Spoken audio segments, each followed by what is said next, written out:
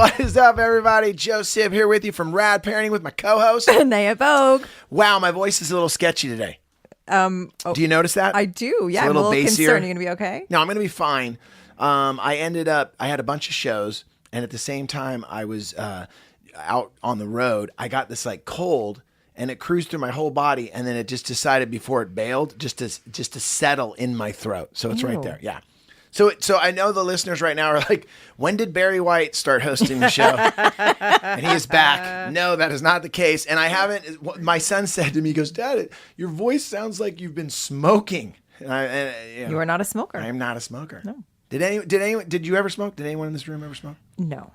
No. Okay. I mean, that's a lie. No, I was never a smoker. I would go to so in Canada, we have these things called socials, which are like usually fundraising dances and an excuse to go and drink and party when you live on the prairies in Canada and there's nothing else to do. And there were some cigarettes there? Yeah. And I'd be like, oh, I'll try that. But it gave me this really weird, nauseous, lightheaded. I was like, ew. Yeah. I want to do a show at some point on the fact that when I'm out at night, and I know you see this, is these kids smoking again, and it's just I just don't get it. I have teenagers. Yeah, You too. I want to intro our guest so she can jump in on our smoking conversation before we jump into a topic that is really, really cool today. And for a lot of the dads out there, you're going to be stoked because a lot of questions are going to be answered, and it's a topic that we've talked about before, but we've never really dove into. And it was Anea's idea, so we're going to jump into it. But really quick, with the smoking, it trips me out seeing young people. And when I say young,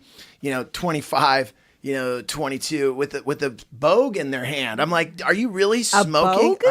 Like smoke a bogue. You never said that? That's my name. What are you talking about? No, I said, I did. Yeah, I guess you're right. Maybe you've smoked your How whole would life. one spell that version of bogue? I never heard that either. But have you ever heard smoking a left-handed cigarette? That's when you refer to smoking weed. Like, dude, he's got a left-handed cigarette. Oh, no. Am I did I grow up in the 40s or something? Science. Okay. Jazz time. Here we go. All right, Dr. Suzanne is back. You know that laugh. That's right. She is here. You haven't been here since. I know people are recognizing your laugh. When you walked in the studio lobby, I heard you laugh. You heard me laughing? She's here. Oh, I love that. That's my tagline. Welcome back to the show. Well, thanks for having me. And the last time we had you here was sometime during the summer. Yes, it was. And I don't know if you remember this, but your son was getting ready to go to college. It is a true story. Can you put the mic a little bit more in your Yes, I can. Hello. Just so that the parents that remember you from then, how is the first semester gone? We all survived. He's still there. When people ask me, how's your son doing? I say that he hasn't brought up that he wants to quit yet. Although he did. Oh God, I hope he's not going to listen to this. But who am I kidding? He did during finals. He's in his first set of finals. So he made it. He made it. Let's clap it out. He made it. Yay! Yeah. Was it hard having him away? No. Ladies and gentlemen, Dr. Suzanne, right there. Loving my kids. No, but I was saying, here's the thing. There have been multiple reasons for him to have to come back to LA. I mean, some of which were legit. My dad's 80th birthday, Thanksgiving.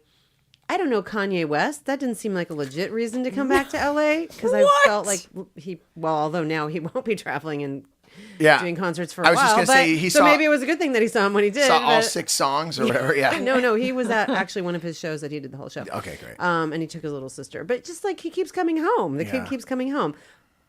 Okay. Can I throw this out there? What I love about that, because I used to go and visit my parents a lot when I first moved to Los Angeles, from Northern California, and I did that because you like them, and as much as you're not like, Mom, Dad, I love you, I just remember it's nice to be back in this familiar setting. Yeah, yes. No, I think that's it. So but I think it was messing with his ability to kind of get used to being at college, and he was getting more homesick. But we talk about everything. We talked about it. Yeah. I said, maybe this is not a good plan. Like next semester, you're not going to do this. Okay. I mean, he's okay. There you go. There you go.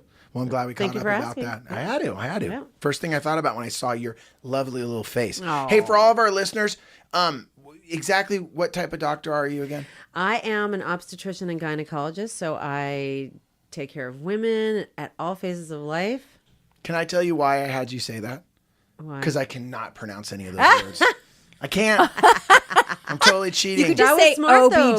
Say OBGYN. Yeah. Yes, you can. That's There's what most so many say. initials in that I know. It's a lot. OBGYN. It's a lot. Speaking of that, All right, today's show gonna steer us right into the direction.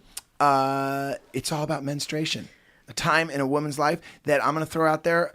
Growing up as a man in society, I grew up in that time where, oh, dude, she's on her period. Oh, don't talk to her. She's on the rat. All those terms that are just so negative. Yeah. Yep. And I'm gonna say this. Growing up, my mom. And I had a sister. It was never considered as an excuse that I would use that against them. Just I grew up in a household like that. So being around other guys that would say, "Oh, it's that time of month," I didn't really understand that. Yeah. Obviously, when I was dating, women, and then getting married and becoming a father for my daughter, that was the first time that someone really explained to me how beautiful and how amazing and how in other cultures. That when a woman has her first period, how it's celebrated. Right. Like, Joseph, I know, you it's are like- impressive I know. this I morning. know. I know. But, and I'm telling I like you, it. Yeah, and as much as I'm a terrible father in so many other areas, in this one particular area, like I just always, and it has a lot to do with my mom because I think she was such an independent woman that I never looked at her as weak because it was that time of month. And I think, and sometimes I don't know how I do this. I was like, wow, you made me. And if that's the time of month that happens from being able to give this gift of life, then wow, that's a pretty amazing you thing. rock. Yeah. Like I always trip out when men talk about women in the workplace. Well, they have to take time off to have a baby. Yeah, and then as if it's and I'm like, bad dude, thing. they should get paid like a bonus for for that. growing human beings. Exactly.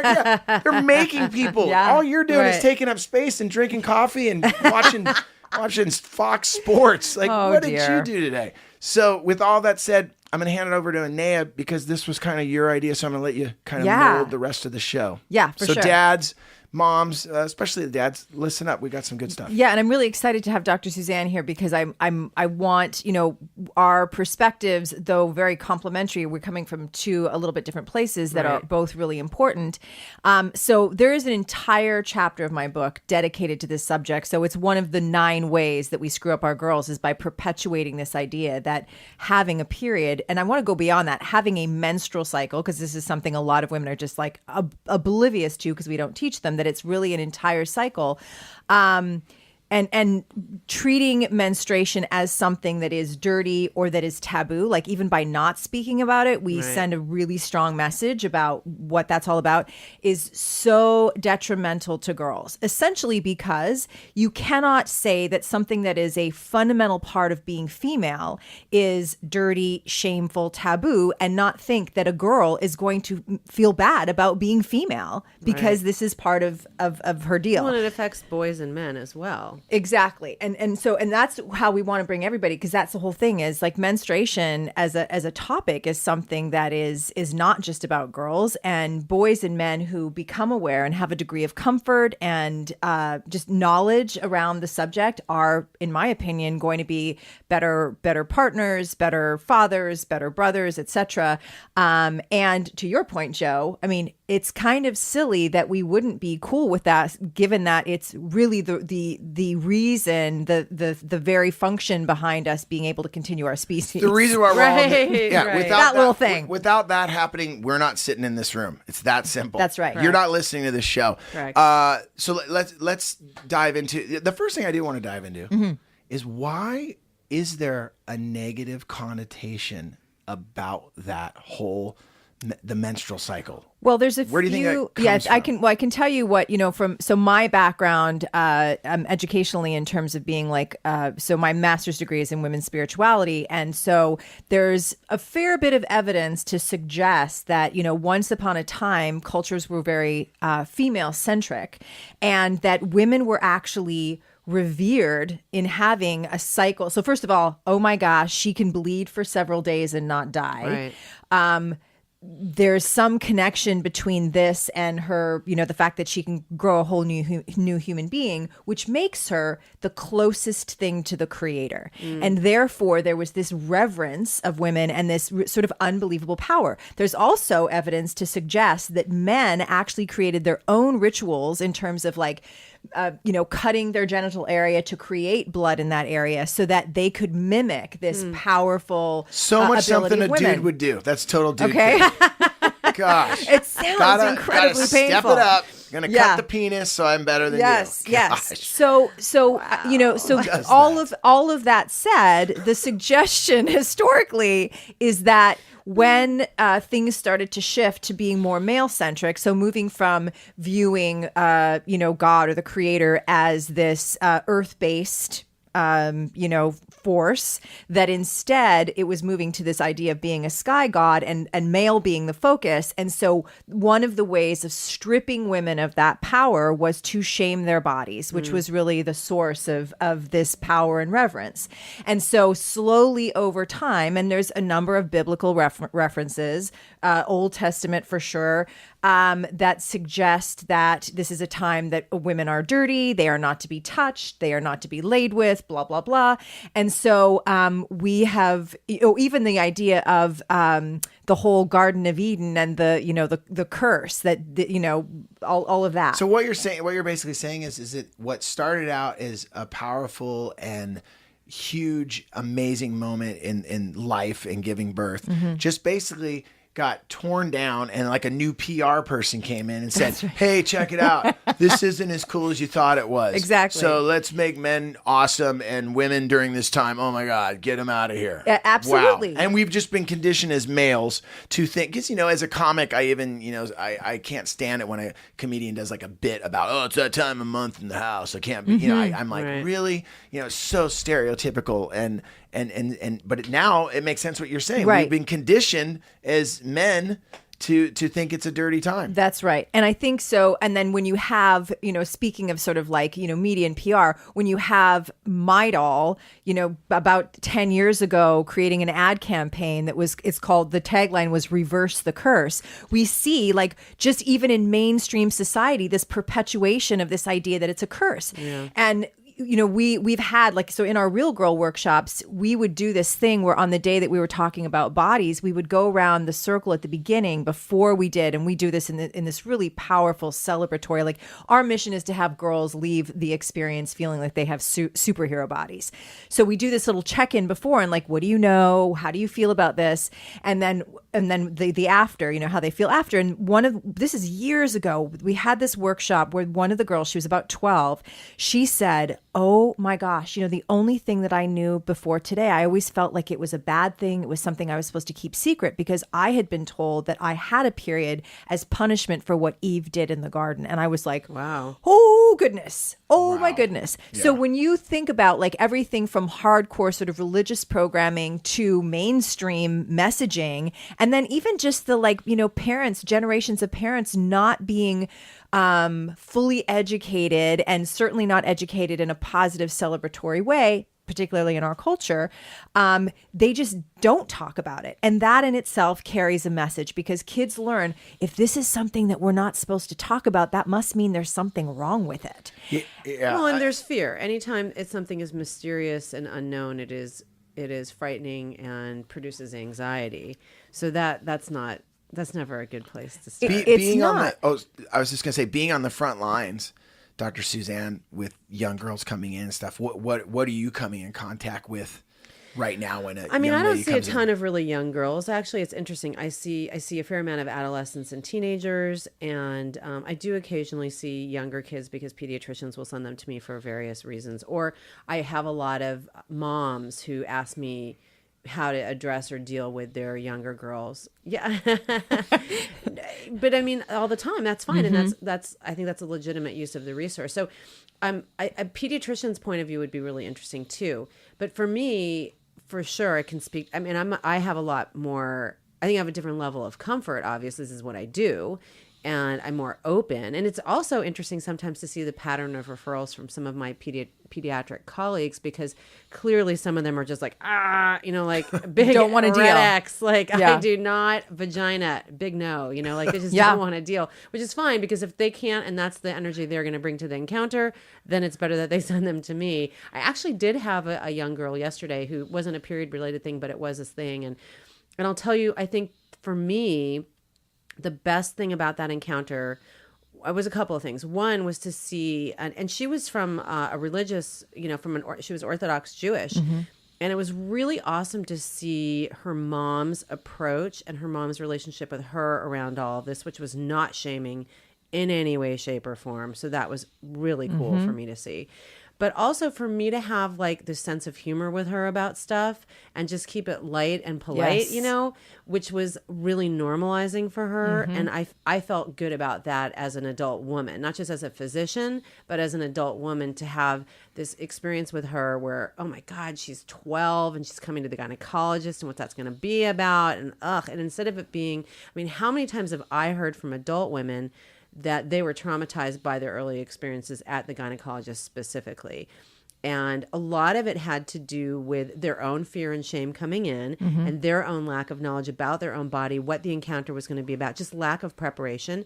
And I'm sure some of it had to do with the physician, him or herself, because our training doesn't focus on often the psychological aspects, especially of youth and who's coming to us, how much do they know, how do we make them feel comfortable.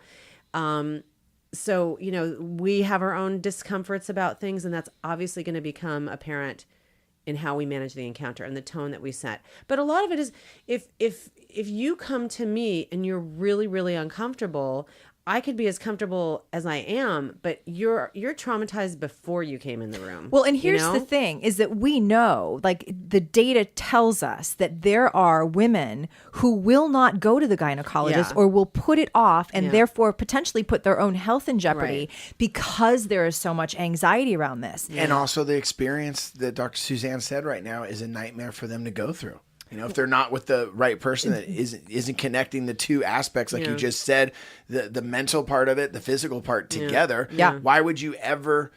I mean, think how hard it is to go to the dentist. You have That's people right. walking around. I mean, I couldn't imagine as a woman. It's one thing to go in there and get your mouth looked at. Yes. It's And people thing. aren't aware, Joe. That's the other thing. The other really, really big thing is that those women, I mean, I definitely over the years have had many women who've come to me saying, I've never had an exam, or it's been 12 years since these are people who are aware. Wow. They have awareness. They had an experience, whatever is going on with them, and they're aware and they're bringing it to me. I mean, that's a lot easier to deal with.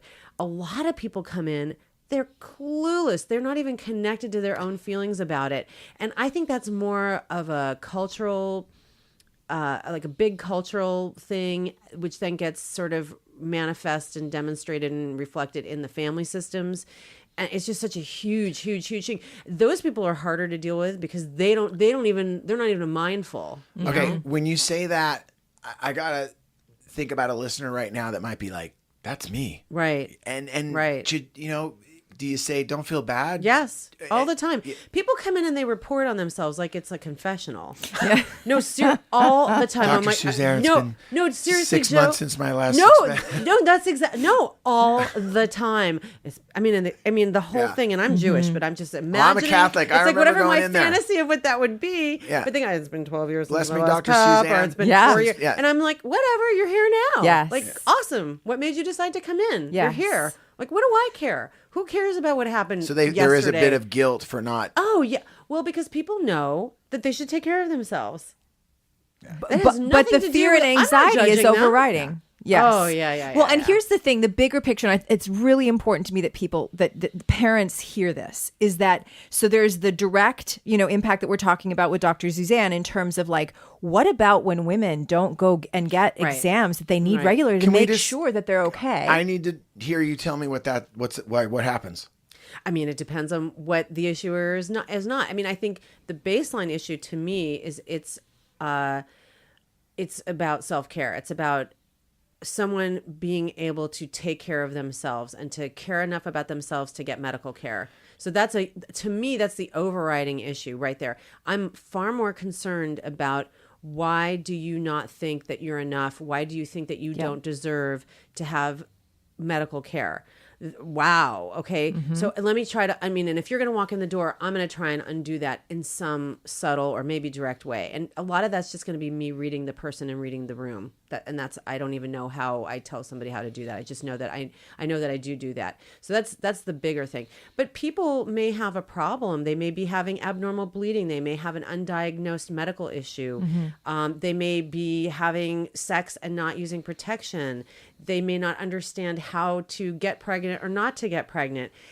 I mean, they may have an STI. They may have Exactly. HPV that is just like running rampant Right, that could right. be addressed and And that's cut what I off mean at by the pass medical early issues, on. Right. Exactly. And there are things that are not an issue that could become an issue because it wasn't dealt with. A lot of times people will come in because there is something wrong and they just can no longer ignore it. They're having heavy periods and they can't manage. They're having pelvic pain, whatever it is, you know? So I obviously I'm concerned about people not taking care of a specific problem also, but at a certain point, it's like, I mean, I couldn't even go through the list of things. You name it. It could be a thing. They have a mass in their breast, you know? People also, when people get fearful, they lock down and not everybody, but some people, their coping strategy is to pretend it's not there. Oh, yeah. And that's when you hear these stories about grandma didn't come in until she had, That's you know, right. metastatic blah, blah cancer. You know, it's Yes. all over her body because she just wasn't there's that whole- connected yeah. There's with that her whole body. theory. Yeah, you know, and that's what ignorant- you were talking about. You're That's not right. connected with your body. You don't honor your body. You don't think your body and yourself are worth the time and the effort of another person who's an expert. Now you could have a really serious medical problem that could have been dealt with in this way and now it's going to have to be dealt with in that way, or it Right. wasn't serious and now it is, or it wasn't life-threatening and now it is. Right. I mean, Well, that's a real thing. A lot of people want to live in the ignorance is bliss Of course. vibe, and I can say that sometimes I'm that guy. But when it comes to health, you know, Well, most guys are that yeah, guy. you know. But I'm also a fan of Sorry. yeah. I mean, yeah, I think that just comes along with the territory because, like, I think people just get nervous about it. I want to go back. Do you ever feel that you do not have enough time in the day to do what you're supposed to get done?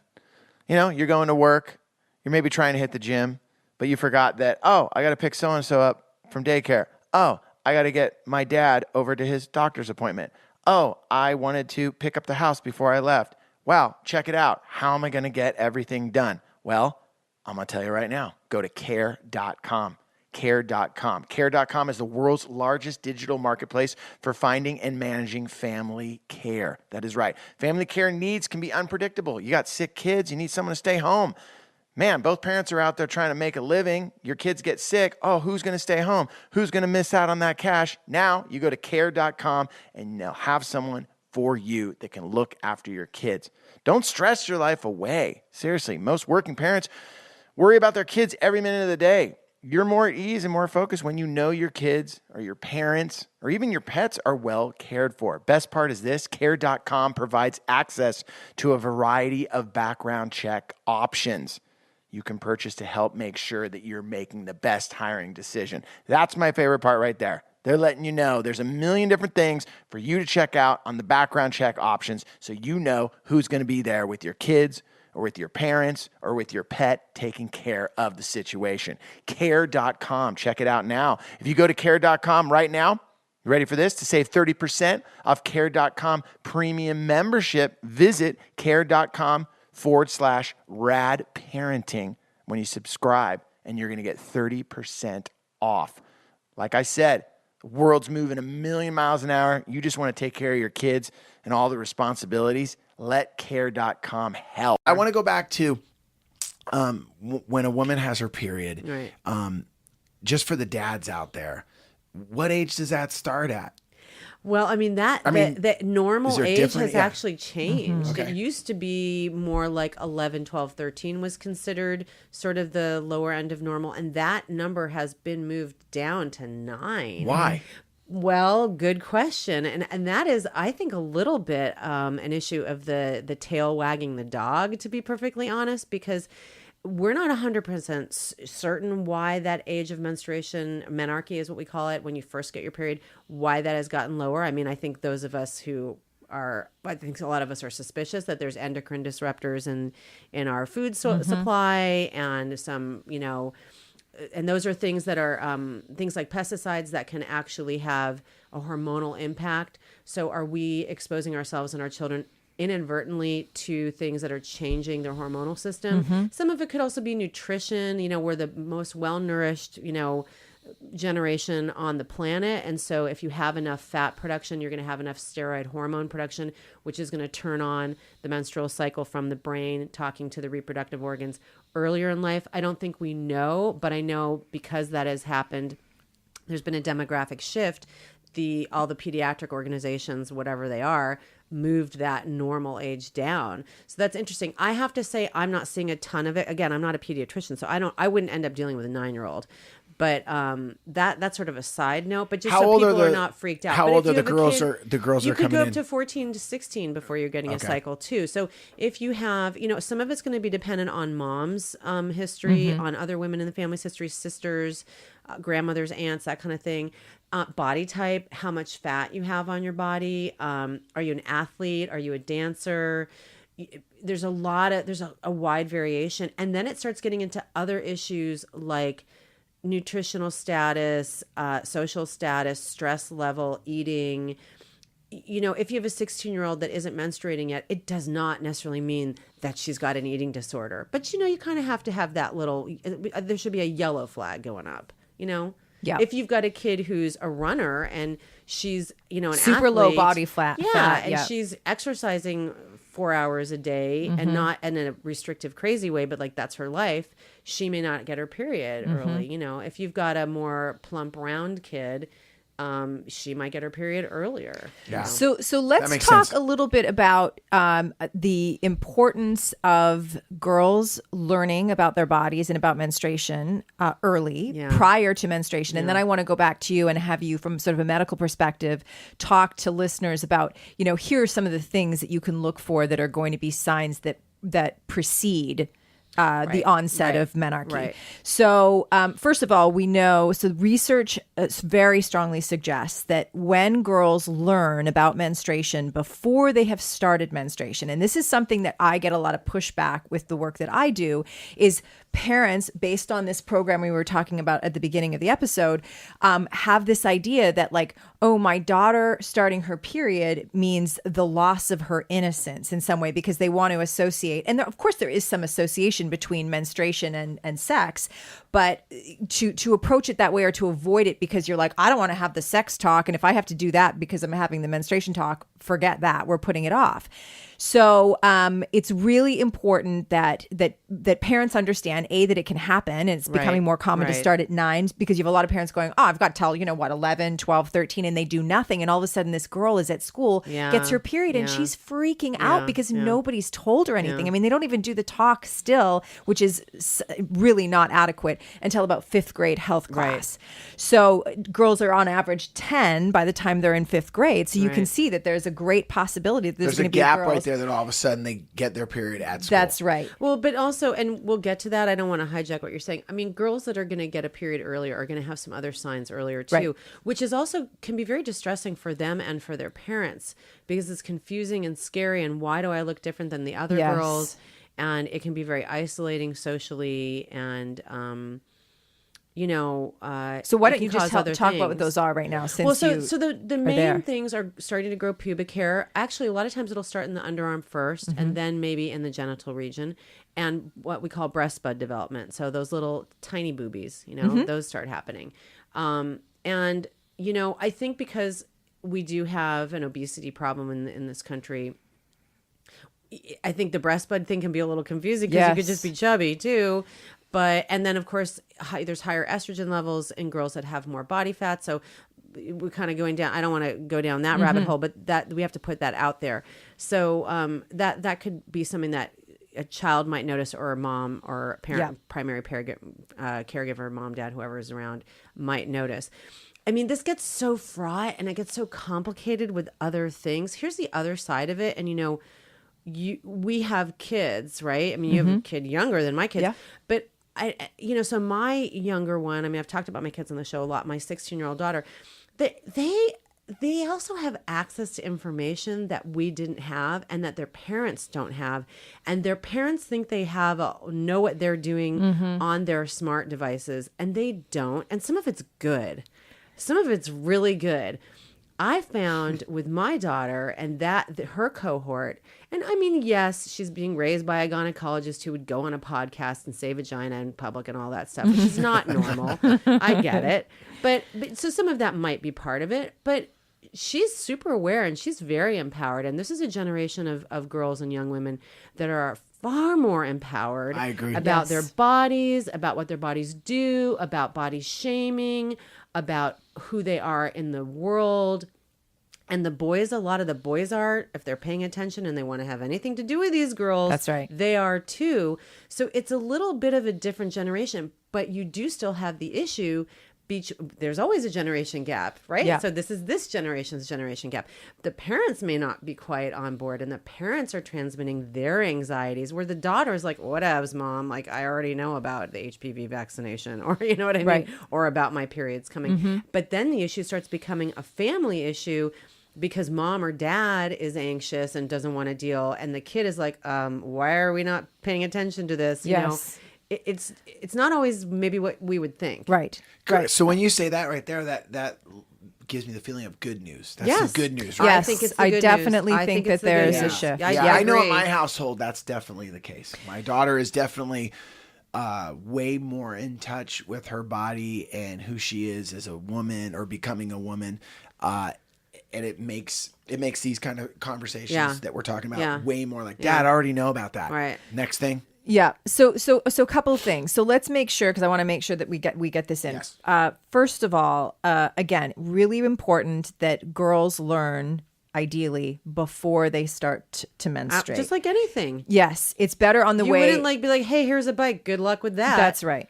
That's right. Or So is it teach her how to use the bike. Anea always uses the surf analogy. You wouldn't just You throw someone use out the there. surf No, you analogy. came up with that when we first started the show. You said you wouldn't let someone paddle out and surf that never surfed before. okay, Right. okay. Yeah. I'll take credit for Claim that. I'm And pretty then sure the it was other thing you. is we want them to have good information, correct information, Okay, right so let's talk information. about that. So Yes. let's talk about that. We'll Not- get into the information, yeah. and then all information is not equal. And okay, so first of all, and this is, I mean, I also work with women, and I'm sure that they're coming through your office.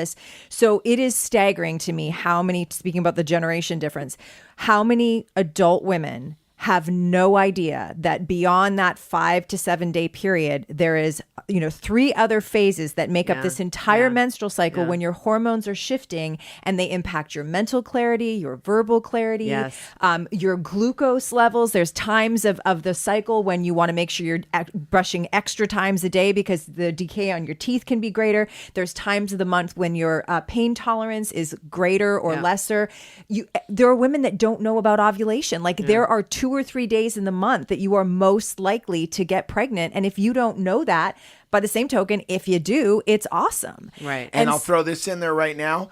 So many dads that are listening right now, they know about some of this stuff. So many of the guys that are listening to the show, some of these ovulation. Yeah, I've heard about that. Okay, cool.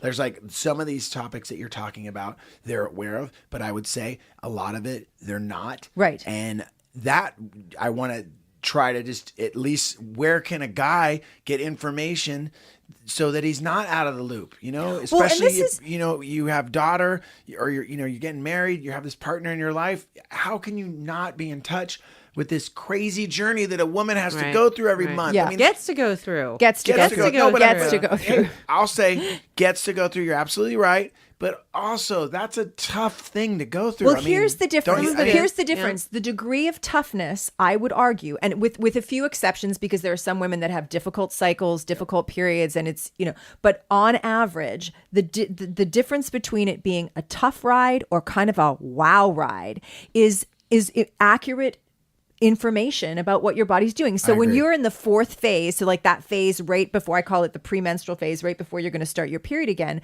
there are a lot of women that are just like, oh my God, like I don't like myself. I don't like anybody else. Am I going crazy? I have girls all the time that will come in and say, I think I might be bipolar. And the first question I ask them is, let's look at when the first day of your last Right, period. And they right. look at me like I'm crazy. Right, And the minute right. that I educate them, Right. so the way that they hold that feeling of like, oh my gosh, yesterday I was on top of the world and today not so much. Am I crazy? Am I bipolar? Whatever. And the minute that they understand that that's what's going on, they can care for themselves. It goes back to that self-care thing in a way that is working with their bodies. That is, there are strengths in every single phase of your cycle is what we teach our girls. And if you know that, literally your physical experience, there's data to suggest that the way that a woman's cycle and specifically her period manifests physically has a connection to how she views and feels about menstruation, as a thing. So there's a whole bunch of information that, we can make available. And as I said, there's in your book entire is chapter a great source. in my and book. I have to say, a lot of the apps that are out there are fantastic. And do you know that? Can you throw some of them out there? I mean, Clue is a great one. Period Tracker is a great one. Yes. There are I use the period horoscope, and it is I was just awesome. going to bring that one up. That's the other one. It's because so she good. talks a lot about the kind of psychological and cognitive implications of estrogen rising in the first half of the cycle and clarity. And this is a good time to negotiate a contract, that kind of stuff. It's not magic. It's science. It's actually physiologic. But here's the cool thing that I know is because I use Clue. And you can share it with people. So you could share it with your partner. Male or female. That's whether or not you're trying to get pregnant. I'm going to be totally honest with you. My last 2 relationships, especially not this one, but the last one, he absolutely knew my cycle. Yes. Because in the first cycle that I had, I have insane PMS. I get really dark. I mean, like really, really dark. And I know it. Mm-hmm. So that was the first time he noticed it. And I said, I need to share this with you. Mm-hmm. And then he knew. And it was actually great because he'd be like, babe, are you going to get your period? Yeah. Yes, I am. Okay. Yes, just because and then they can adjust themselves. We were in love. We were in a relationship. I was ready, like gonna pick a fight or whatever it was. That's a way to embrace it. And not once again, be ashamed. good news. Exactly. Yeah, I did not know about these apps. Before we split again, you got to say all those apps again. There's a lot. There's tons. There's so many. But we're saying Suzanne and I are familiar. I mean, I use the period horoscope. You're saying Clue. Period Tracker is another good one. There's lots of resources out there that will take you through every day of your actual cycle, and it'll give you and you little can plug in data points and stuff. And I use it with my patients all the time. Yeah. Because here's the other thing I want to say about that. The idea that you're going to have this fixed cycle is, of course, not accurate. Mm-hmm. And it's interesting, in early adolescence or these early pre-adolescents, even more so, they're going to have a lot more confusion, partly because it's such a big change in their body and it's such a big shift in who they are going to be as a human on this planet, but also because they're not regular. Yes. So they aren't able to appreciate any patterns yet. And they're all over the place. And then, of course, in my age group, it starts happening again. Am I getting a period? Am I not getting a period? What's going on with my mood? So you have this whole like sweet spot of like 25 years in your life where, it might shift and change, but you kind of know who you are if you're keyed into it and you're willing to sort of approach it. But there in the beginning and the end, it starts to get really wonky. There are opportunities to pay more attention, to be mindful, to enlist other people who are supportive in your life. Yeah. Your friends, your loved ones, your partners, your physician. Your physician is there to help explain those things and get you through it. And if he or she is not, maybe time to change. Right. Just saying, because I think it's such an important. It's a very, very. I mean, I'm super comfortable in so many ways, and it is still a very vulnerable experience. Yeah. I'm thankful to have you, Suzanne, which is a thing unto itself that we can. But no, it is. It's you sort of treat it like this, like, oh, we're having a little chat. It's just really like comforting. And that's a big thing that we want girls and women to feel comfortable doing is going to see, even if it's just like a maintenance check, like just to make sure that I'm okay. It's really important. Yeah. And then the broader thing that I have to say before we go, that parents, I think, every parent wants their daughter to feel safe and to know when she needs to protect herself. And it is a fundamental truth, and I would put my life on it, that when girls establish a strong, healthy relationship with their body, which largely comes through having positive, informative, like just really informative stuff to carry with her, she is much more likely to love her body, to want to take care of her body, and to want to protect her body, which brings us to a whole bunch of other things. Like, we're going to do a show soon about consent. It's like, you can't expect a girl to feel like she has agency over her body and can say who touches her, how he or she touches her, how people speak about her body, if she does not have a fundamentally healthy relationship with her body. But it all goes back to starting with the parents, with educating themselves, as well as educating their kids. If you're not educated yourself on a topic like this, that's right, and haven't taken the time to research it, and hopefully by doing this show, that's my whole thing that Anea and I always talk, is that someone out there today was like, oh my gosh, I never thought I'd click on the menstruation show. I just did. Right. And now I get it. Because the one thing that I always say is that don't feel bad that maybe it wasn't your strength, this topic, as a parent, because I feel like we're inundated with so many. I got to make sure we're great at school. I got to make sure that I get him to sports. Got to make sure he's tested for his vision. Got to make sure he's tested for his reading. Got to make sure that she knows what a period is. And you don't have to have a master's degree in this. Okay, here's the other thing, because I'm sitting here thinking about it, and it's such an intimidating topic because it does get into, tangentially into sexuality and other stuff that just parents we don't love talking about that with ourselves, let alone with our kids. But can I tell you? But it's okay. It doesn't have to be perfect. So much. I think if you just bring it up, and even if you're awkward and you're like, oh my God, this is so awkward, you're acknowledging it. That is such a huge validation it could be, of your this is kid's awkward experience. for me. I don't want it to be awkward for you. Right. So I'm trying to do what my parents didn't do. I mean, there's just so many opportunities. It's totally okay. You're modeling like actual adult behavior. Yes. That's accountability. Yeah. Progress, not perfection. Yes. Come on. Well done. We don't have to. Yeah. I always say I'm sorry to interrupt you. Yeah, no, I was just going to say, for the dads out there, I know when something's important and that it means that I got to learn and discuss it with my kids, it's because it gets awkward. Right. You understand what I'm saying? Anything that means Right. anything in this world is awkward.